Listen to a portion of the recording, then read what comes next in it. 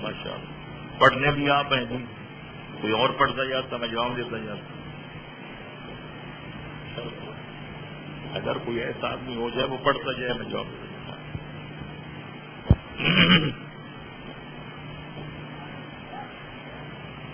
وآخر دعوانا ان الحمد للہ. ماشاء اللہ. تکلیف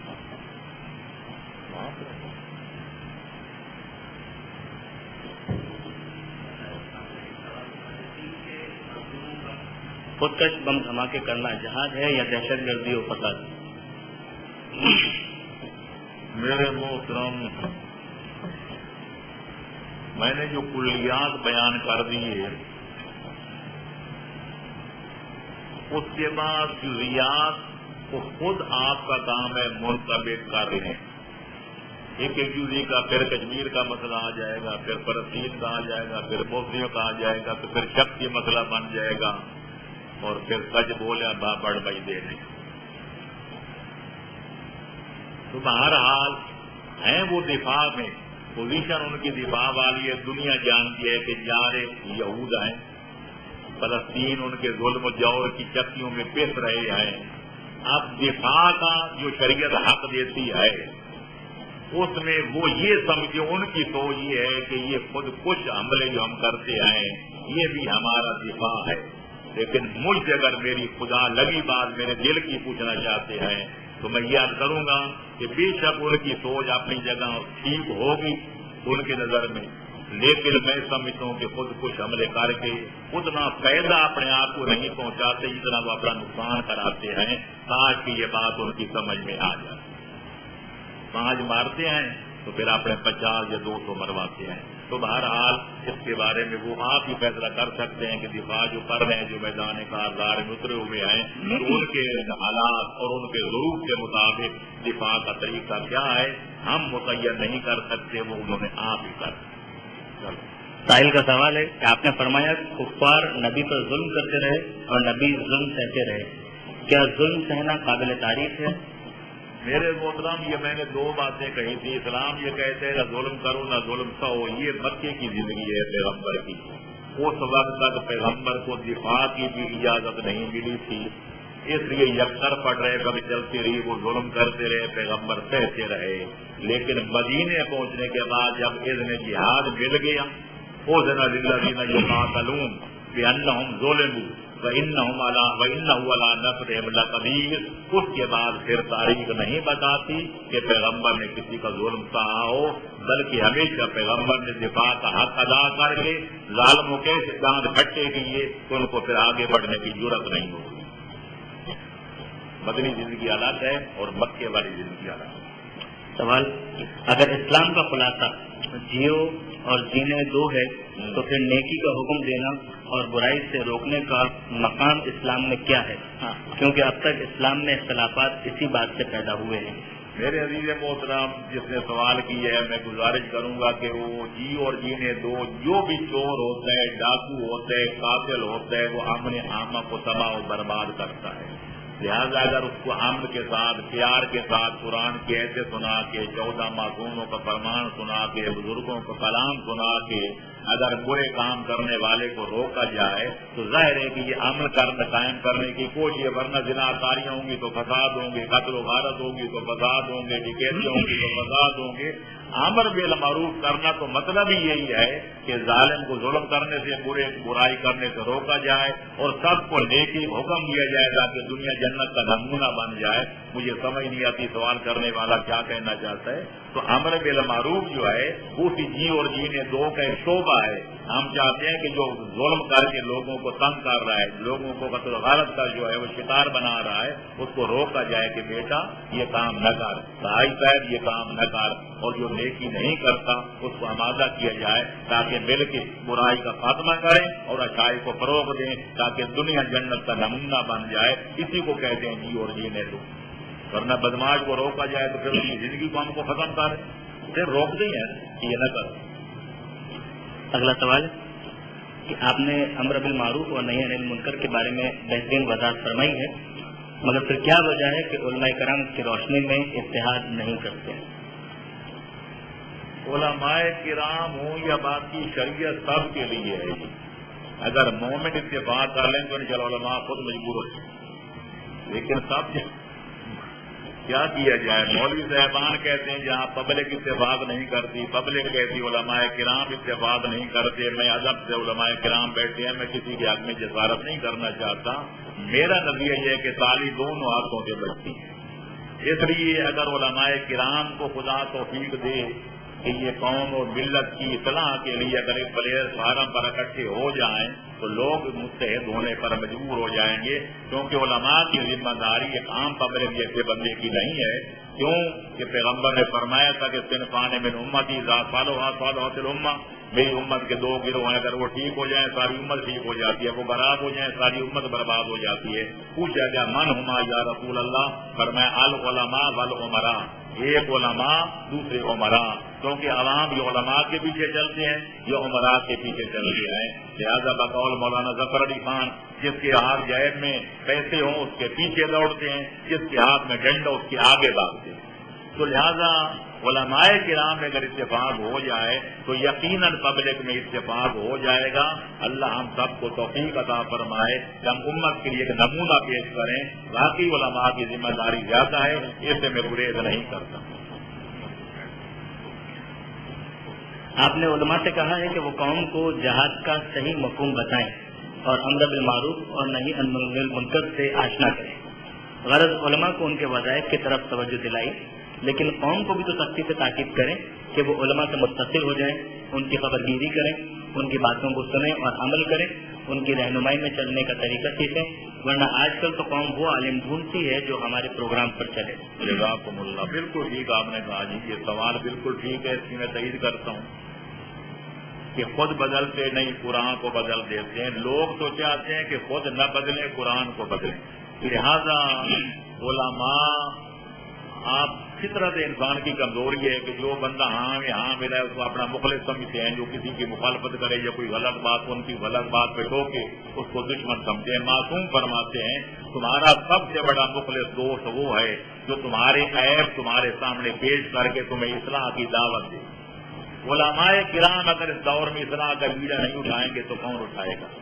علماء کے پیچھے قوم نہیں چلے گی تو کس کے پیچھے چلے گی؟ جناب امیر کا فرمان اگر ہماری قوم پلے باندھ لے تو میں کہتا ہوں ہمارے آسمان کی عظمت پہ ہم پہنچ جائیں. مولا فرماتے ہو خذوا اما عالما ربانیا او متعلما علی سبیل النجات او محبا لہما ولا تکن رابعا فصالح کہ دنیا میں جب تک رہو یا عالم ربانی بن کے رہو، ایسے عالم کے جن کو دیکھ کر رب یاد آئے، یا طالب العلم صحیح راستہ نجات کے طالب العلم بن کے رہو. اور اگر کسی وجہ سے عالم بھی نہیں ہو طالب العلم بھی نہیں ہو تو محب بن رہو. ان دونوں گروہوں کے حقدار اور ان کے مطیع اور محب بن کے رہو. ولا تکن رابعا فصالح چوتھی قسم نہ بننا کہ نہ ہو عالم نہ ہو طالب علم کہ نہ ان کے محب. اگر دشمن علماء بنو گے تو مولا علی فرماتے ہیں ہلاک و برباد ہو جاؤ گے. نہج البلاغہ کے آخری حصے میں کلمات قصار میں یہ مولا کا فرمان موجود ہے.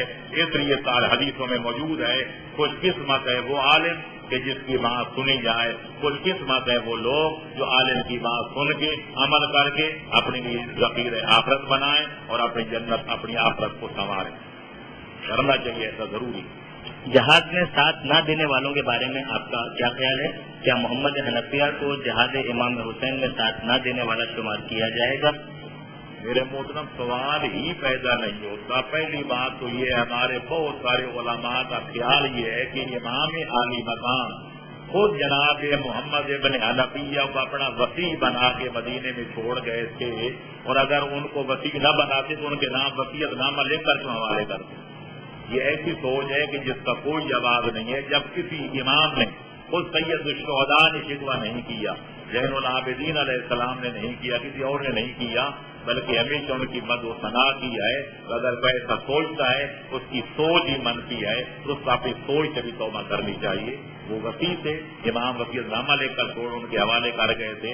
امام نے کب کہا تھا کہ سارے لوگ میرے ساتھ چلو، ورنہ پھر ایک محمد بن حنفیہ نہیں کہ سارے مدینے والوں پر اعتراض ہوگا کہ وہ امام کے ساتھ نہیں گئے. امام نے ان کو دعوت کب دی تھی کہ میرے ساتھ آؤ، تاکہ کہا جائے کہ وہ نہیں گیا اور فلانا نہیں گیا. جی ایک پرچے میں 2 سوال ہیں. پاکستان میں جو مذہبی دہشت گردی کوشش کریں کہ کوئی چھوڑتے جائے ورنہ سوال ہو جائیں کہ لمبے سے اتنا پیرا کر صوبہ تک تو نہیں بیٹھنا چاہیے. زیادہ سے زیادہ یہ کو چھوڑتے جائیں جی دیکھیں نا ذرا کوئی غیر اہم ہے تو تھوڑا چھوڑ دیں.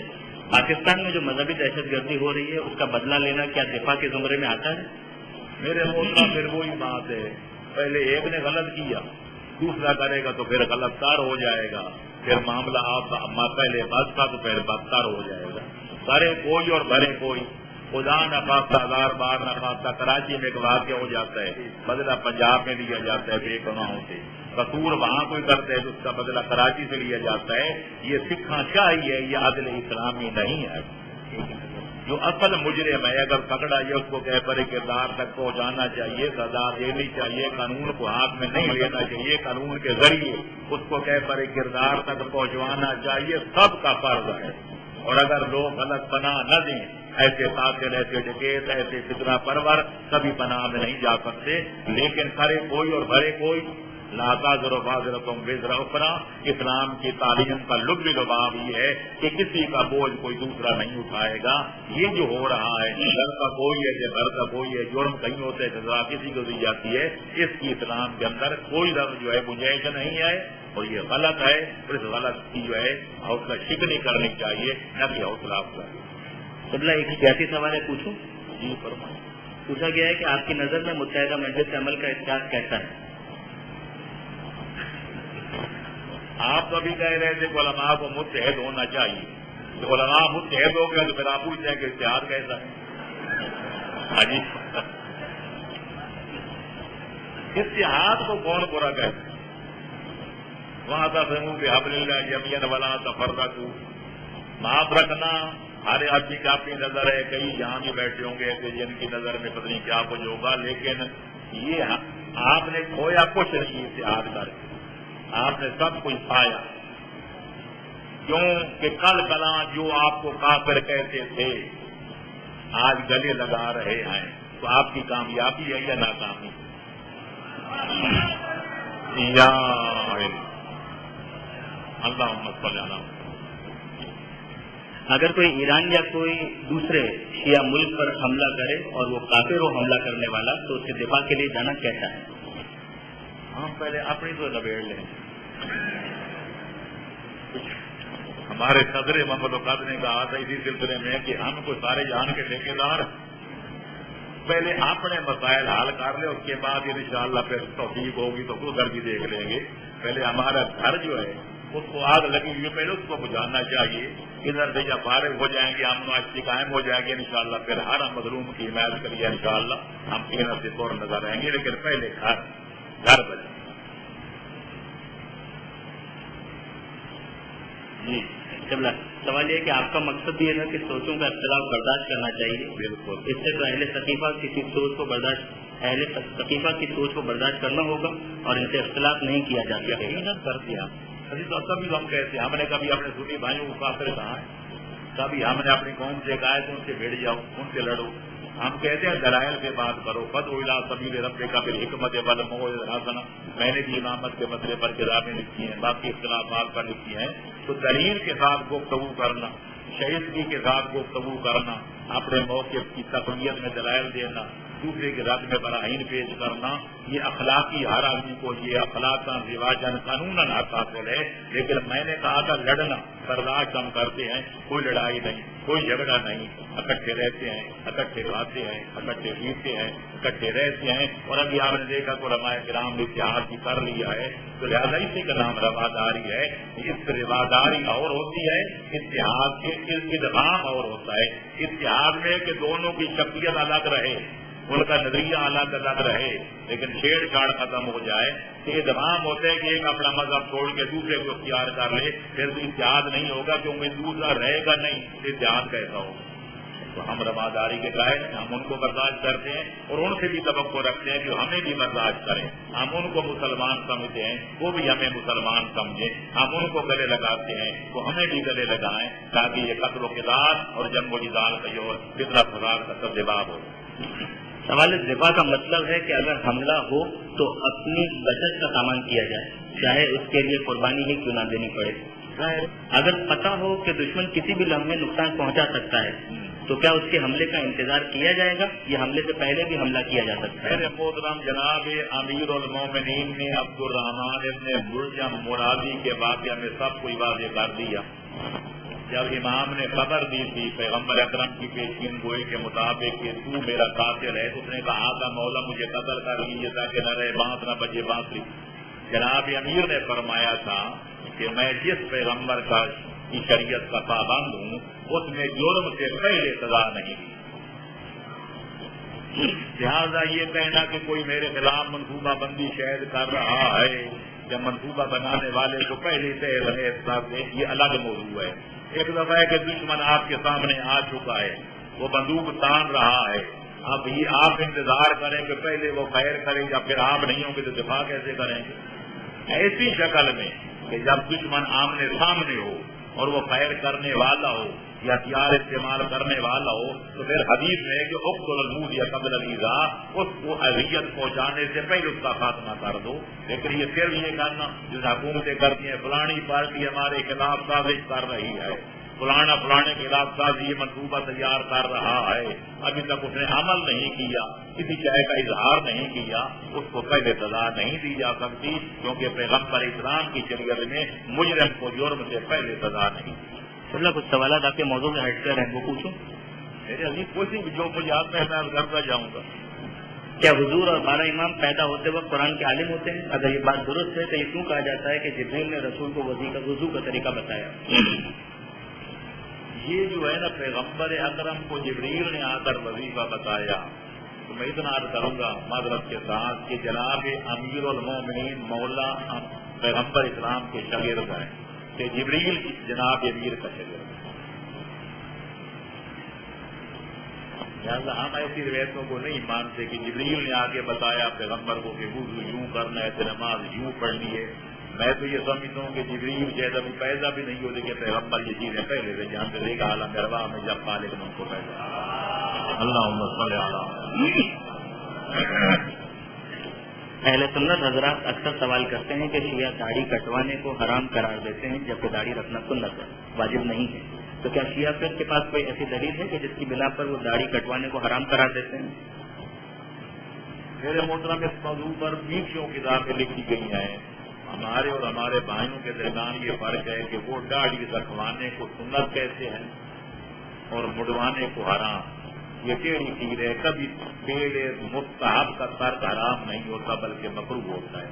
رکھنے کو کہتے ہیں سنت، مڑوانے کو کہتے ہیں حرام.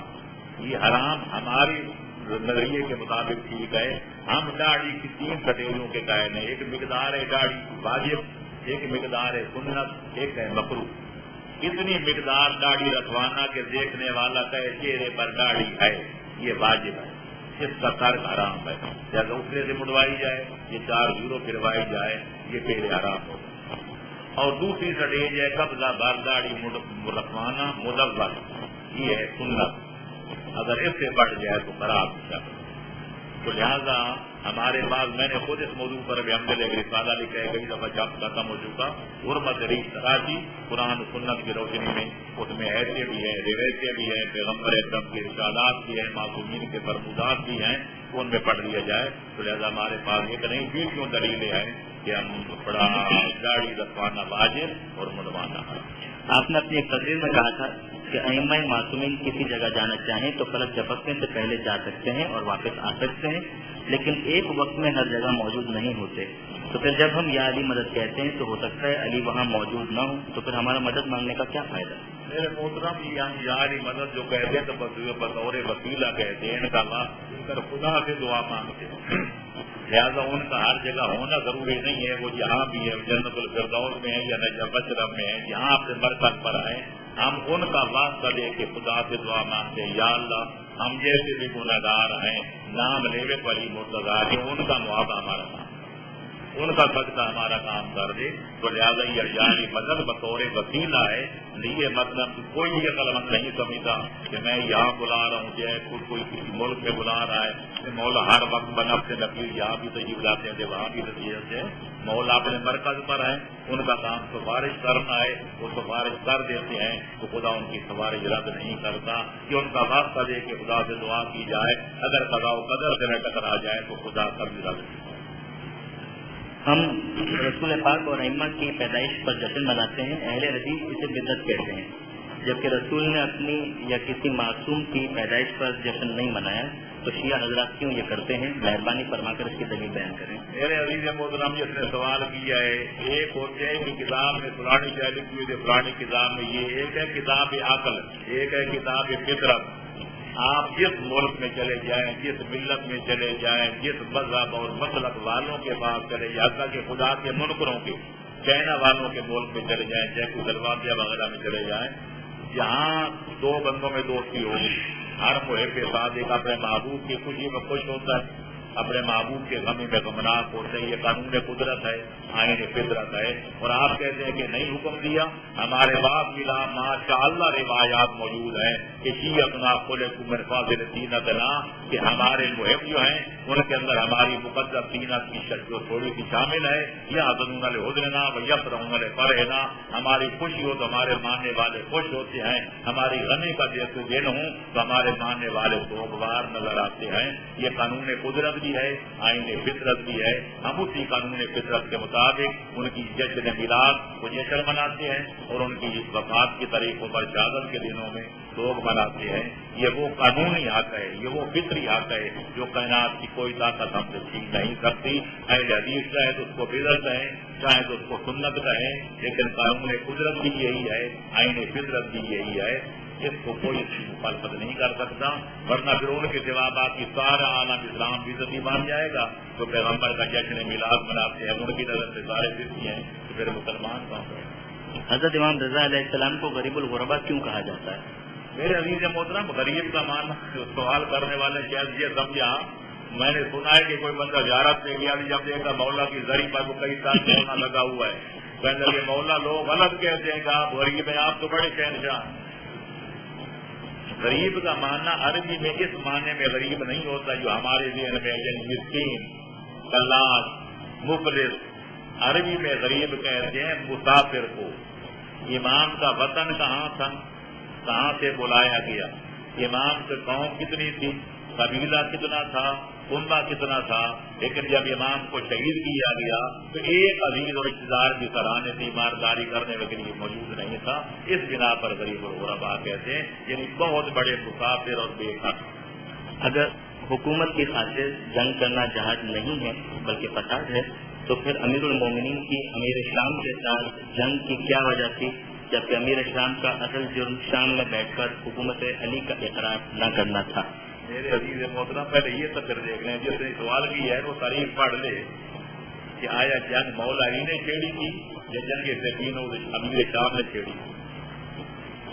جتنی جنگیں مولا امیر کے زمانے میں ہوئی میں پورے وصول سے کہہ سکتا ہوں بلا خوف تردید, نام لینے کی کر ہوئے جو جنگ بھی وہ جمل ہے, سفین ہے, نہروان ہے, چھیڑی دوسروں نے, دفاع مولا علی نے کیا. اور میں اپنی تقریر میں یہی بات واضح کر چکا ہوں کہ دفاع کا ہر بندے کو حق حاصل ہے, قانون بھی, شرعن بھی, رواجن بھی. تو جنگ سفین کا پس منظر پڑھ لینا کہ کس نے چھیڑی تھی, سوال کا جواب خود بخود آپ کو.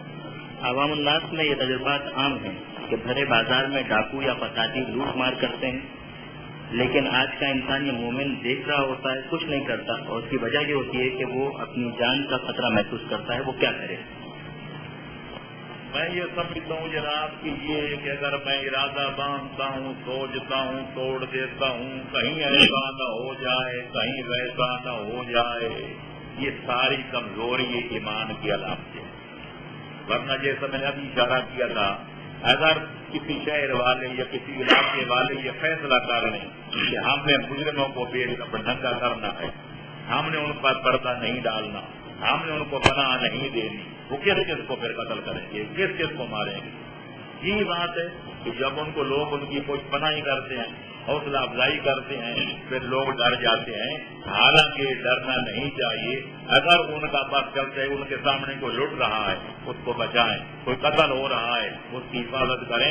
بنی اسرائیل میں مرغی بچوں نے ذبح کر کے اس کی ٹانگیں توڑ دی تھی، اس کی جو تھی وہ چونچ توڑ دی تھی، وہ تڑپ تڑپ مر گئی تھی. خدا نے پوری قوم پر عذاب نازل کر دیا تھا. ہمارے سامنے آدمی قتل ہو جاتا ہے، ہمارے سامنے اس کی عزت لٹ جاتی ہے، اور ہم اپنے مفاد کی خاطر کہ مجھے پھر عدالت میں جانا پڑے گا، مجھے گواہی دینی پڑے گی، گواہی سے دشمنی مجبور لینی پڑے گی، ان چیزوں کو سوچ کر ہم ڈر جاتے ہیں. اگر سارے اپنا فریض ادا کرتے، مجرموں کو پناہ نہ ملتی، جرم کرنے کی ضرورت نہ ہو. ورلڈ ٹریڈ سینٹر پر حملے کے بعد کسی مفتی کا فتویٰ آیا تھا کہ حملہ آور بھی شہید ہوئے، اور جو مسلمان ورلڈ ٹریڈ سینٹر میں کام کرتے تھے وہ ہلاک نہیں ہوئے، وہ بھی شہید ہوئے. یعنی قاتل بھی شہید. کسی احمد نے یہ ہوائی اڑائی ہوگی، ورنہ دنیا کا کوئی عقل مند اس کو یہ نہیں کہہ سکتا کہ جنہوں نے یہ پہلے کیا تھا، جس کی پاداش میں ہمارے ملک کے ملک تباہ ہو رہے ہیں اور ملک کے ملک ویران ہو رہے ہیں، اس نے بڑا اچھا کام کیا تھا کہ بے قصور شہریوں کو جاتا. اگر ہمیں اختلاف ہے حکومت امریکہ سے ہے، ہم اس کے خلاف ہیں، لیکن ان کے عوام کا کیا قصور ہے؟ وہاں کے شہریوں کے قصور ہے. کسی آدمی کو اختلاف ہو حکومت پاکستان سے اور وہ آ کر یہاں احتیاطی بیٹھنے پر بم برسا دے کیونکہ یہ پاکستان میں رہتے ہیں، یہی ہمارا جرم ہے. یہ کوئی احمد ہے، اس قسم کے اقدام کی کوئی بھی شعور آدمی حمایت نہیں کر سکتا، اور نہ آئندہ کرنی چاہیے کہ اس کا جو ہے نقصان اس کے فائدے سے جاتا ہے. سائل کا سوال ہے جناب والا، آپ پنجاب میں ذاکروں کے خلاف کیا جہاد کر رہے ہیں؟ میں ذاکروں کی اصلاح کر رہا ہوں جی، ان کے خلاف جہاد نہیں کر رہا. اور یہ جہاد بھی جو اس کو ہے کہیے، میں جب 1960 میں نجف سے آیا تھا تو سب سے پہلا میں نے اپنے کام کا آغاز اسی جہاد سے کیا تھا. ایک رسالہ لکھا تھا جس کا نام ہے اصلاح المجالس والمحافل. اس دن سے پھر ہماری ان کی ٹھن گئی. وہ مجھے اپنا بدخواہ سمجھتے ہیں، میں ان کا اپنے آپ کو ان کا سب سے بڑا خیر خواہ سمجھتا ہوں. ایک میں گاڑی کے 2 ٹائر سمجھتا ہوں، مولوی بھی اور ذاکر بھی. ان کے وجود کا ہمیں کوئی انکار نہیں، ان سے کوئی ذاتی درخواست نہیں. بیمار ہوتے ہم پوچھتے ہیں، مر جاتے ہیں تو فاتحہ بھی پڑھتے ہیں. کلام اس میں ہے کہ میرے رسالے کا لب لباس 4 چیزیں تھیں، آپ بھی سن لیں.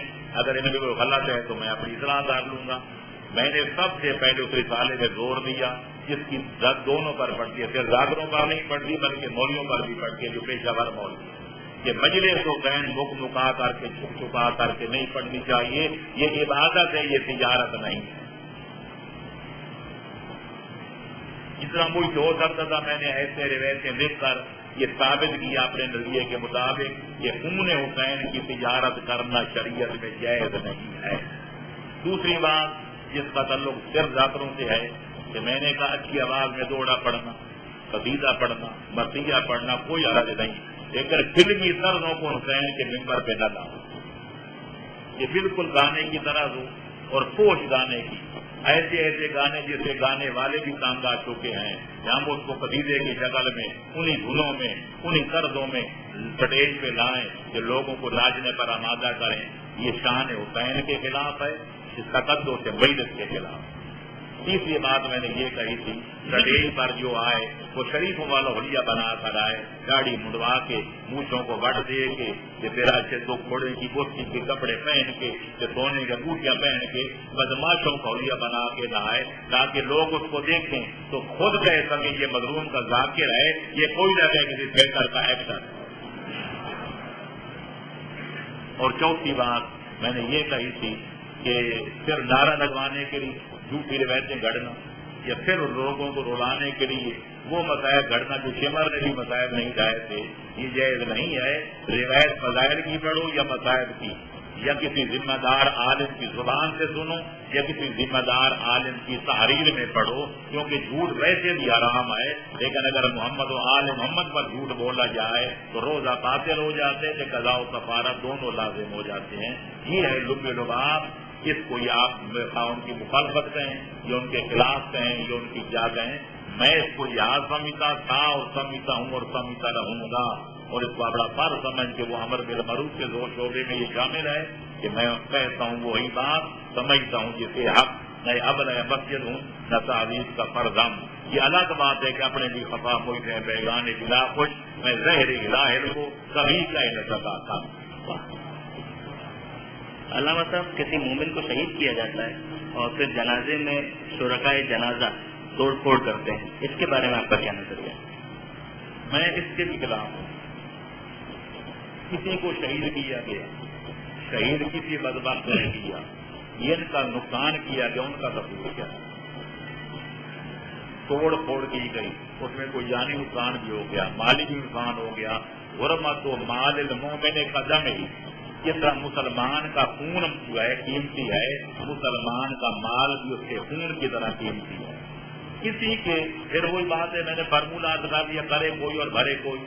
قصور کسی بدبخت کا ہے، آپ احتجاج کر سکتے ہیں، سڑکوں پہ آ سکتے ہیں، پٹیاں باندھ سکتے ہیں، ماتم کر سکتے ہیں، حکومت کے خلاف نعرے لگانا چاہیں تو انتظامیہ کے خلاف لگا سکتے ہیں، انہیں انتظام اچھا نہیں کیا. لیکن کسی کے املاک کو نقصان پہنچانے کا، کسی کی دکان کو آگ لگانے کا، کسی دکاندار کا سب مال لوٹنے کا، یہ کس نے حق دیا؟ اور یہ کیا سکیا احتجاج ہے؟ اس طرح اس کا وہ قاتل پکڑے جائیں. یہ الٹا ایک جرم کسی نے کیا، 50 جرم آپ نے کیا، اس کی شریعت میں کوئی گنجائش نہیں.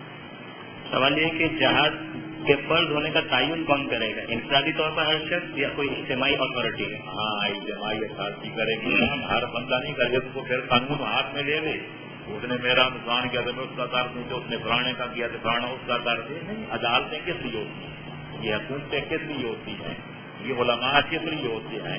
یہ ذمہ دار افراد کا فرض ہوتا ہے کہ وہ تعین کریں گے کہ یہاں کیا کرنا اور وہاں کیا کرنا. ہر فرد اگر ایسا کرنے لگ جائے تو پھر طوائف الملوک کی پیدا ہو جائے گی، افراتفری پیدا ہو جائے گی. نہ کسی کی جان محفوظ ہوگی، نہ کسی کا مال محفوظ ہوگا، نہ کسی کی عزت محفوظ ہوگی. اسلام اس افراتفری کی قطعاً اجازت نہیں دیتا. وسیلے سے کیا مراد ہے؟ وضاحت کریں. کیا ائمہ براہ راست مدد کر سکتے ہیں؟ وسیلے کا معنی یہ ہے کہ جب اللہ فرماتے ہیں یا ایھا الذین آمنوا اتقوا اللہ وابتغوا الیہ الوسیلہ، کہ اے ایمان والو اللہ سے ڈرو اور اللہ کا پہنچنا چاہتے ہو، اللہ سے کوئی کام کرانا چاہتے ہو تو وسیلہ ڈھونڈ کے لاؤ. ہم نے وہ ڈھونڈ لیا وسیلہ جو خدا نے بنایا تھا، وہ محمد و آل محمد ہیں. ہم ہر کام میں کہتے ہیں یا اللہ ہمارے گناہ معاف کر، تو یہ واسطہ محمد و آل محمد کا. یا اللہ ہمیں اولاد دے، تو یہ واسطہ محمد و آل محمد کا. یا اللہ ہمیں جائیداد دے، تو یہ واسطہ محمد و آل محمد کا. ہمیں بحث سے بری عطا فرما، تو یہ واسطہ محمد و آل محمد کا. ہمیں جہنم سے بچا، تو یہ واسطہ اللہ. قبلہ ایک اگر یہ کسی کا مقصد ادا کر دوں، گول مول بات نہ رہ جائے. عام طور پر یہ لوگ خیال کرتے ہیں کہ اللہ نے یہ خالق رزق موت حیات نظام قدرت سارا محکمہ بیت کے حوالے کر دیا، اب اللہ سے کیا مانگنے؟ ہم تو کہیں گے یا علی اولاد دیں دے، یا علی یہ کریں. اس کو عقیدہ تفویض کہتے ہیں. اگرچہ ہمارے عوام اس غلطی میں مبتلا ہیں کیونکہ اس طبیعت کی کمزوری ہے کہ حقائق لوگوں کو نہیں بتائے گئے. اس کو تفویض کہتے ہیں. پرانے زمانے میں ایسے عقیدے والے کو مفوضہ کہتے تھے، آج کل اس کو شیخی کہتے ہیں، اور بھی ان کے کئی نام ہیں. اسلام یہ کہتے ہیں کہ یہ محکمہ خود اللہ کے پاس ہے، خالق بھی وہی ہے، رازق بھی وہی ہے، مالک و خالق بھی وہی ہے. البتہ اس کے کام کرانا تو واقعہ ان ہستیوں کا دیا جاتا ہے کہ جن کی سفارش خدا کا بھی رد نہیں کرتا. قبلہ یہ آیت اللہ کے لقب کے حوالے سے سوال ہے کہ آیا یہ ڈگری ہے، اور ہے تو کیا آپ نے اسے حاصل کیا ہے؟ ہاں. پوچھتے ہیں وہ کہ غالب کون ہے. لفظ حجت الاسلام ہے، آیت اللہ ہے، یہ ہے وہ ہے. یہ کوئی ڈگری نہیں ہوتی. جو ایک مجتہد ہوتا ہے اس کو اپنے اپنے لیے القاب اس قسم کے لیے جاتے ہیں. عام طور پر پرانے زمانے میں شیخۃ الاسلام ایک بڑا لقب تھا جو شیخ کلینی جیسے بزرگوں پر بولا کہ ہر کس و ناقص پر نہیں. لیکن اب وہ زمانے کے گزرنے کے ساتھ وہ لفظ اپنی حفاظت ہو چکا ہے. آپ مقبولی آدمی کو بھی شیخۃ الاسلام کہہ دیتے. حجت الاسلام پہلے علماء مجتہدین پر بولا جاتا تھا، اب وہ ذرا عام ہو گیا. غیر مجتہدین کو حجت الاسلام کہہ دیتے ہیں. اب لے دے کے رہ کہ آیت اللہ، انشاءاللہ تھوڑے دنوں کے بعد یہ بھی عام ہو جائے گا. تو لہذا یہ آیت اللہ کا لفظ ہی حجت الاسلام کا معنی ہے یعنی اسلام کی دلیل. یا اگر کوئی اسلام پر اعتراض کرے تو یہ عالم ایسا ہے کہ الحمدللہ دلائل سے ثابت کر سکتا ہے کہ اسلام پر آتا ہے. ویسے تو اللہ کی ہر چیز، اللہ کی ہر مخلوق آیت اللہ ہے. وفی کل شیء لہ آیۃ تدل علی انہ واحد، کہ کائنات کی ہر شے اللہ کے وجود کی علامت ہے. ایک دن کا بھی بتاتے ہیں کہ میرا کوئی خالق مالک فالق ہے. چیمٹی بھی بتاتی ہے کہ میرا کوئی پیدا کرنے والا ہے, تو چیمٹی بھی عید اللہ ہے. لیکن اصطلاح میں جو ہے یہ لفظ صرف علماء و مجتہدین پر بولا جاتا ہے کہ جہاں عظمہ اور کبریٰ آ جائے, آپ کو علماء پر یہ لفظ بھی بولا جاتا ہے عید اللہ العظمہ کا عید اللہ الکبریٰ, تو میں کہا کرتا ہوں مذاکر کے امام زمانہ کے لیے بھی کچھ چھوڑ دو تاکہ وہ آئیں گے تو ان کو کس خلاف تیار کریں. جی کیا تاریخ کی یہ بات درست ہے کہ اسلام تلوار سے پھیلا ہے؟ بالکل غلط ہے جی. جنہوں نے ایسا کیا انہوں نے اسلام کو بدنام کیا ہے. اسلام اگر پھیلا ہے تو یہ بات طے شدہ ہے یا پیغمبر اکرم کی سیرت و کردار سے یا آل محمد کے اخلاق و اطوار یا اپنی صداقت سے تلوار سے اسلام پھیلا. یہ بالکل غلط ہے. اگر کسی نے ایسا کیا ہے تو میں نے تجلیات میں فکر لکھا ہے, اے کاش کہ وہ ایسا نہ کرتے جنہیں مسلمان اسلام کو بدنام کر دیا, ورنہ اسلام کسی سہارے کا محتاج نہیں ہے, اس قسم کے کمزور سہارے کا کہ تلوار سے پھیلا قوت سے پھیلا نہیں. وہ پھیلا ہے اپنی صداقت کے بل بوتے پر یا محمد و آل محمد کی سیرت اور ان کے کردار, ان کے اخلاق, ان کے اطوار. اور یہی آل محمد اپنے ماننے والوں سے بھی چاہتے ہیں کہ اگر تم چاہتے ہو کہ ہمارا مذہب پھیلے, اپنی وہ روش و رفتار اختیار کرو, وہ اپنا کردار پیش کرو کہ دنیا تمہارے کردار کی بلندیوں کو دیکھتی جائے کہ حیدر اقرار کی ولایت کا اقرار کرتی. شیعوں کے قاتل کو مولانا کہنا کون سی شرافت ہے؟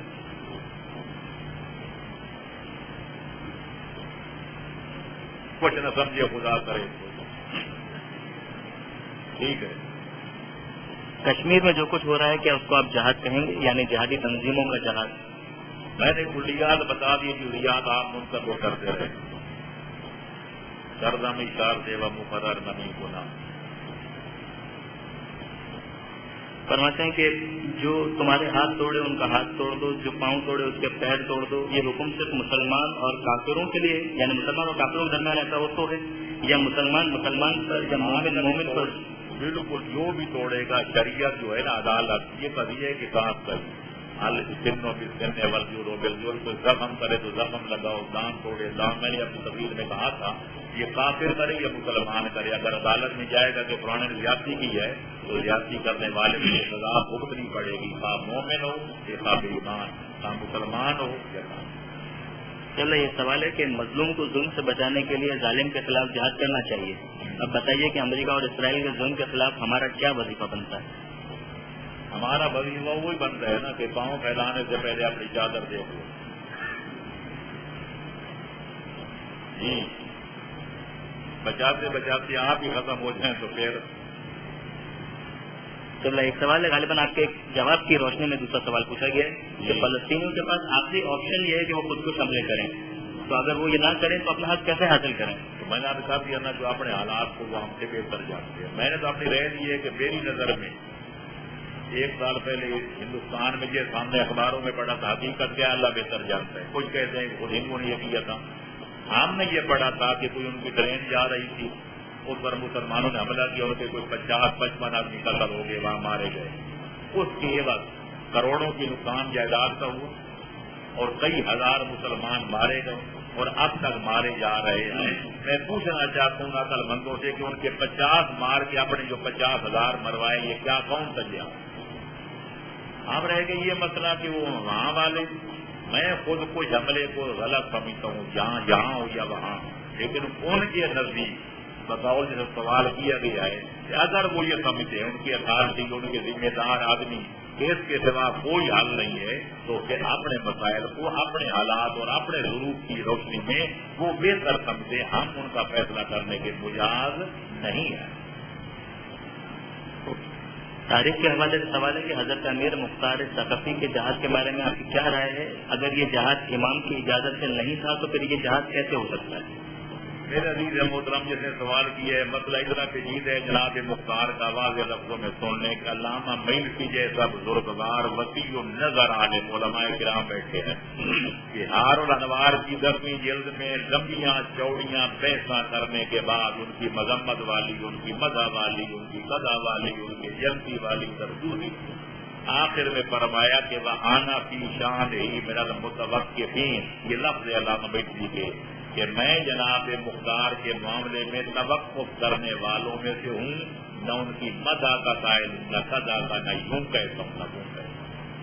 میں نے ان کی اپنی کتاب جو میری سعادت الدارین کی مقتل حسین کے موضوع پر کتاب ہے، میں نے بھی جناب مختار کے حالات و واقعات لکھی ہے، یہ علامہ مجلسی کی یہ تحقیق بھی نقل کی ہے۔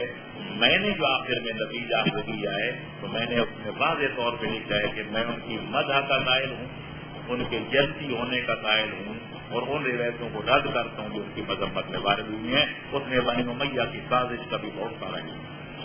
فرینچ کٹ داڑھی کے بارے میں سوال ہے کہ آیا یہ رکھنا جائز ہے؟ آپ کئی داڑیوں والے ایسے بیٹھے ہوں گے، ان کو مقام مجھ سے کیوں ڈر؟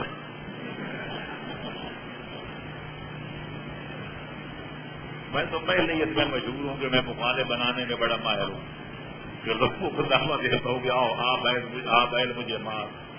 میں صرف یہ کہہ سکتا ہوں کہ جو کچھ میں نے سمجھا ہے کہ داڑھی پوری ہونی چاہیے۔ پوری کا معنی ہے جبڑے کو عربی میں دیجا کہتے ہیں، یہ جگہ جبڑا جو ہڈی ہوتی ہے تو یہاں جہاں اگتی ہے وہ پوری ہونی چاہیے۔ یہاں کا قلم رکھوا لی، کل میں یہاں تک دی، یہاں سے صاف، ادھر سے صاف کہ ادھر رکھوا لی۔